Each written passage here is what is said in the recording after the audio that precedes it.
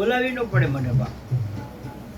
વેણ નીકળ્યા છે ને બાપ, મારે કોઈને પૂછવાની જરૂર નથી. જ્યારે આવા કોઈ પ્રસંગો હોય ત્યારે નોરતા છે, માડીની તિથિ હોય, પ્રાણ પ્રતિષ્ઠા, સ્થાપના દિવસ હોય, શરદ પૂનમનું માંડલું હોય,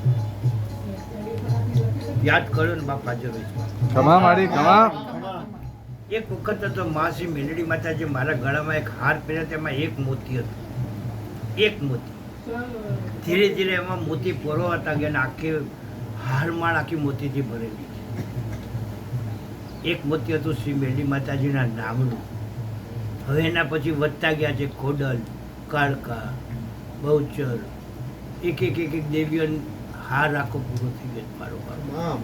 એમની દયા છે મેલડી. કંઈક સારું થાય એટલે એક મોતી ઉમેરી દે.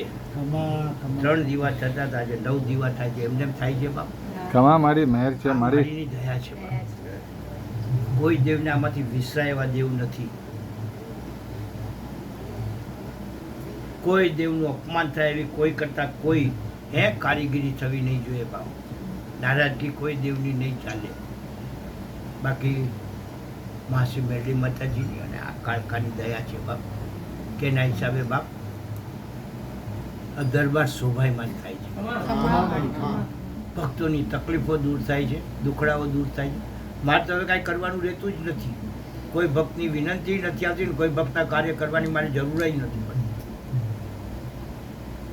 બાકી દયા છે મારીની. બધા ભક્તોને મારા શ્રી ચેતન ખોડલ તરીકે આશીર્વાદ છે. ખમા મારી ખમા ખમા. સદાય આશીર્વાદ તો રહેશે જ બાપ. એમાં કોઈ કરતા કોઈ કચાશ નહીં હોય બાપ. યાદ કરો છો ને ચેતન ખોડલી માની જય બાપ, ત્યાં આશીર્વાદ પૂછી જાય બાપ. જય મારી જય. ખમા ખમા મારી. હાલો માડી, હવે મારી સર્વોપરી દેવી તરીકે પધારો.